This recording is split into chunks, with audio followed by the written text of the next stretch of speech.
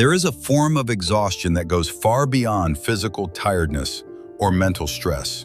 Psychology describes it as emotional exhaustion, but those who experience it know it as something far more personal and painful. It is the state where a person continues to function outwardly while feeling internally drained, disconnected, and emotionally numb. Life keeps moving, responsibilities are fulfilled, and expectations are met, yet the individual feels as if they are merely existing rather than truly living.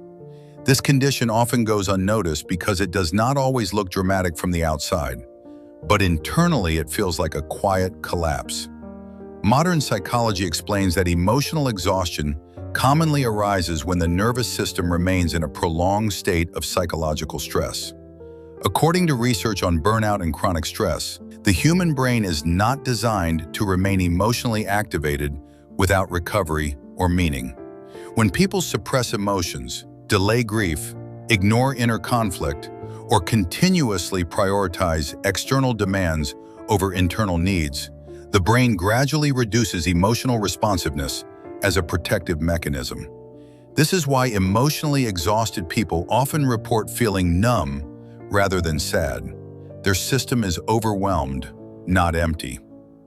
One of the most overlooked contributors to emotional exhaustion is unresolved heartbreak and emotional loss. Love, attachment, and relationships are deeply wired into the human nervous system. Attachment theory, pioneered by John Bowlby and later expanded through neuroscience, shows that emotional bonds regulate our sense of safety, identity, and emotional balance. When a significant relationship ends, when love is unreciprocated, or when emotional expectations are repeatedly unmet, the brain experiences it not merely as sadness, but as a threat to emotional security.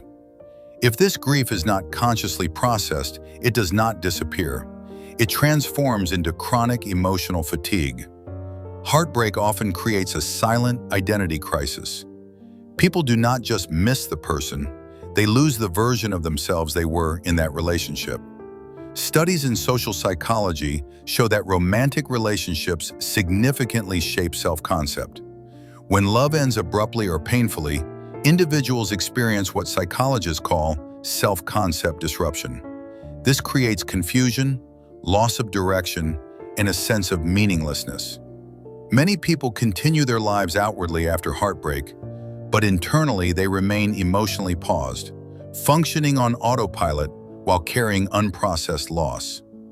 This is where motivation begins to fade. Motivation is not sustained by discipline alone. It is sustained by emotional meaning. Neuroscience research on dopamine pathways confirms that motivation arises when effort feels emotionally rewarding or purposeful. When emotional energy is depleted by grief, betrayal, abandonment, or emotional neglect, the brain no longer finds reward in effort. As a result, people continue working, achieving, and performing, but without inner engagement. This is why many emotionally exhausted individuals describe their lives as robotic, repetitive, and emotionally flat. The Bhagavad Gita captures this psychological state with remarkable clarity through Arjuna's breakdown on the battlefield. Despite being strong, skilled, and dutiful, Arjuna experiences emotional paralysis, and he loses clarity of purpose. This mirrors what modern psychology identifies as emotional overload combined with existential conflict. Arjuna's pain is not fear of action, but confusion about meaning. Krishna does not invalidate his emotions, nor does he push toxic positivity. Instead, he reframes Arjuna's understanding of action, identity, and attachment. Krishna introduces the principle of karma yoga, which aligns closely with modern psychological ideas of healthy detachment and intrinsic motivation. He teaches that suffering arises when identity becomes fully attached to outcomes, roles, or emotional expectations.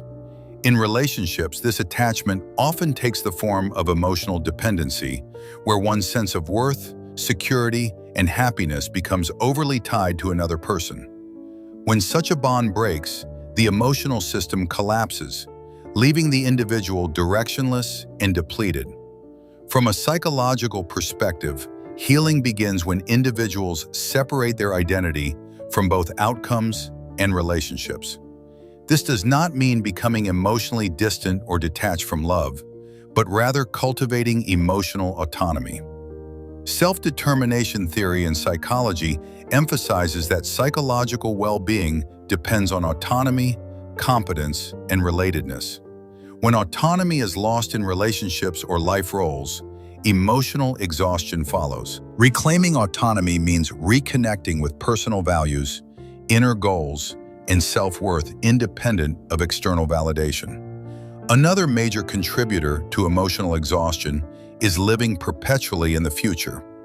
Research on mindfulness and present moment awareness shows that chronic future-oriented thinking increases anxiety, emotional fatigue, and depressive symptoms.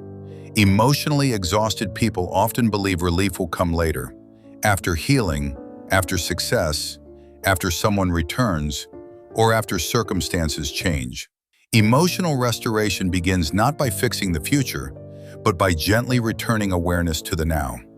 A grounded, intellectual solution to emotional exhaustion involves intentional inner restructuring rather than surface-level motivation. One essential step is consciously processing emotional pain instead of suppressing it.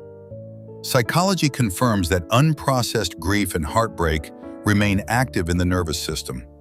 Allowing space for reflection, expression, and emotional honesty gradually restores emotional flow. Another crucial step is creating daily experiences that are not tied to performance, productivity, or validation. These moments restore the nervous system and reconnect individuals with their inner self rather than their roles. Redefining success is also central to healing.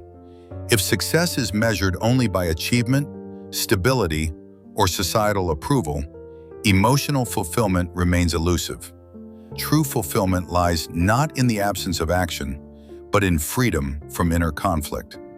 Modern psychology echoes this by showing that alignment between values and actions predicts long-term well-being far more than external success.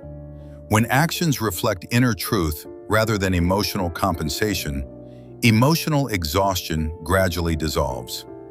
Feeling emotionally low, disconnected, or purposeless does not mean something is wrong with a person. It often means the psyche is signaling the need for deeper alignment, healing, and self-reconnection. Human beings are not designed to function endlessly without emotional integration. They are designed to feel, connect, lose, heal, and grow. When love is lost or meaning fades, life does not end. It asks to be re-examined. And when that reflection begins, existence slowly transforms back into living.